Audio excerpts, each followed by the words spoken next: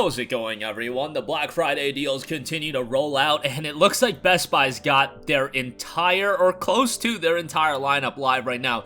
Now, the thing with Best Buy is if you are not logged in, you are not going to see the deals that are available, so make sure you log in. I had this issue for a little bit, and then I realized, oh, you have to log in, and it's like the My Best Buy Early Access deals. You guys get the idea, but we'll take you guys through all those deals. There's stuff on Amazon. There's just a ton of stuff rolling out. And remember, I try to say this when I talk about physical deals especially, things are constantly in flux. By the time we edit and upload a video, a deal or two may not be there. Keep an eye open. They'll come back in stock. Just want to reiterate that every time I get the chance, just because I knew that was a bit of an issue with Sonic Frontiers when I went over that deal a few days ago. Nonetheless, let's talk about some of these deals right off the top. Lost Judgment at $15. This is just a disgustingly good deal. Like, I don't even know the superlatives to describe how great of a deal this is. Obviously, it did come out back in September of last year, so there has been some time that has gone by since the release of Lost Judgment. Don't get it twisted on that end.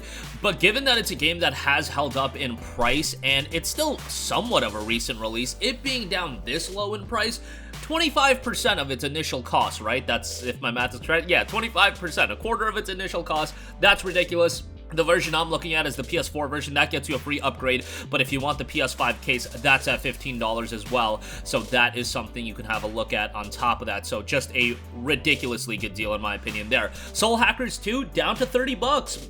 I would say that's a really good buy. Like, I've talked about that I had issues with this game, but for half of its initial cost, it's only 3 months since the game has been released. I would say that's a really, really good pickup if you're a fan of JRPGs. And again, I would say that the strengths outweigh the negatives out of Soul Hackers 2. I think the cast of characters is strong, awesome main character, solid turn-based battle system, great soundtrack. So yeah, $30 for that, I would say, is pretty darn good. Next up, we have a Plague Tale Requiem, which is down to $40, which I wouldn't say is like a slam dunk great deal, but again, this came out actually a month ago to the day, so getting it for 2/3 of its initial cost, I would say that was pretty good. It was available through Xbox Game Pass on day one, but I know some of you guys aren't super into subscription services, and we mostly cover PlayStation stuff on this channel. Nevertheless, I think at $40, it's a pretty good deal. Would have liked to see better performance options, but hey, them's the break sometimes. I think $40 is a good buy on that. Alan Wake Remastered at $15. You guys know that I really enjoyed Alan Wake. Don't like it as much as Control, which, by the way, is also on sale for $15. So Control Ultimate Edition is at $15. Alan Wake Remastered is at $15. I would say pick up both of them, but Control is the game that I enjoyed more. Obviously, both action titles done by Remedy, and very good narratively across those two titles. Resident Evil Village down to $20, one of my favorite games of 2021. It's not the Gold Edition, which definitely does hinder its value a little bit, but still, this is a really good pickup, and Resident Evil isn't the lengthiest game in the world, but you do get a lot of quality for your dollar, and yeah, I really dug Resident Evil Village, and I'm not like a big Resident Evil guy. Like, I can enjoy the games, but the horror genre isn't like really my cup of tea, but I loved Village, and for $20, I think this is quite a good pickup. Next up, Gotham Knights, down to $40. Did a full review on this. Well, I played through the game as Nightwing, so it's kind of a review, but nonetheless, I had my issues with the game. From a performance standpoint, the game is a train wreck. They are working on making it better, but given the visual fidelity of the game and the visual level, 30 frames per second is kind of inexcusable, so I couldn't say, you know, drop $70 on the game. However, at $40, suddenly it becomes a much better pickup. If you're getting a buddy to pick it up as well, you can co-op the game, and does have quite a bit of replayability to it as well. I mean, I'm doing another replay of it.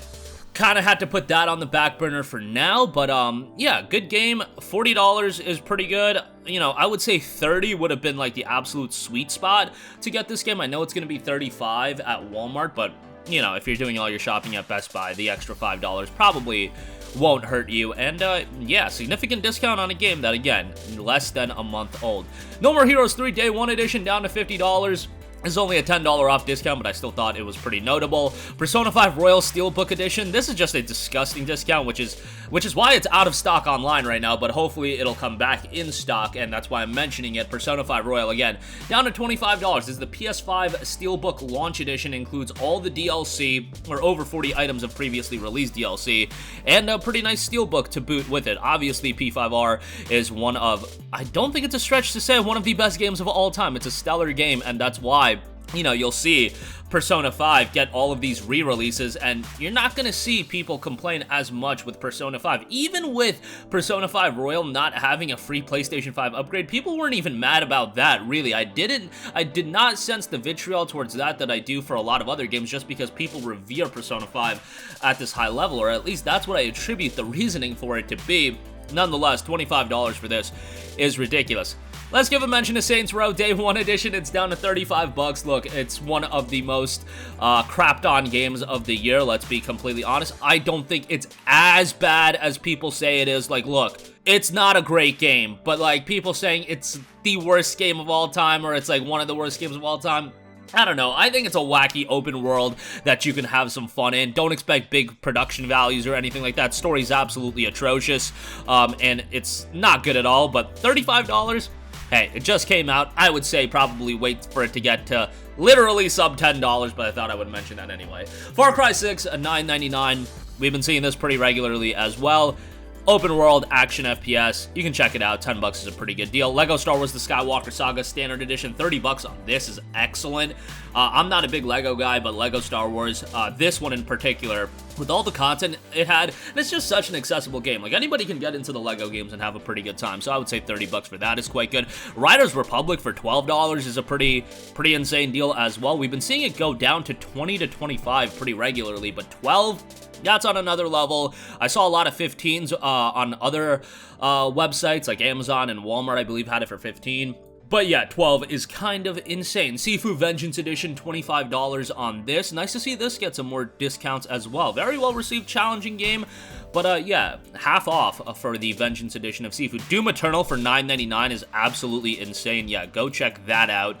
That is definitely worth it. A over-the-top action FPS. I know some drama going around with the game right now, but still thought I would give that a shout, just because of how good of a deal it is. Red Dead Redemption 2, that is down to $19.99. Again, would say that's a pretty good deal. It's already R2. You guys know the deal. It's one of the better games of the last decade, to say the least. Lastly, I do want to note that Amazon has got all their PlayStation-centric deals live right now. So, Last of Us Part 1 at $50, Horizon Forbidden West, the launch edition for PS5 is at $40, but you can get the PS4 copy with the free upgrade for $30. Ratchet Rift Apart for $30 is excellent. You can get Gran Turismo 7, the 25th Anniversary Edition. That'll include the PS5 and PS4 copy of the game. That's $60 for that. GT7, the Standard Edition, is $40 on PS5. Ghost of Tsushima Director's Cut for $30. Kind of a sleeper, banger of a deal there. Death Stranding Director's Cut for $20 is excellent. So that's something I would definitely have a gander at. A PlayStation DualSense wireless controller, pretty decent discount for controllers, man. 50 bucks for that ain't bad. Ghost of Tsushima on PS4 is 20, which is just like insane to me for the director's cut. Sackboy: A Big Adventure for 20, I think is pretty good. Miles Morales for 20. Death Stranding on PS4 is $9.99, so again, quite a good deal there as well, so link to that in the description box below. But expect a lot more coverage out of all the Black Friday deals that are rolling out. I will try to be as up to date as I can on this, but that is going to do it for me. Links to everything, as always, will be in the description box down below. Thank you for watching, and goodbye. Hey guys, we hope you enjoyed the video, and if you did, make sure to hit the subscribe button, and if you're already subscribed, do us a favor and hit the bell icon. This way you'll be notified whenever we post a new video. That's the best way to keep up with all of our uploads, and we usually try to upload 2 videos a day. And with the bell icon hit, you'll be notified whenever we do upload a video. As always, thanks for watching.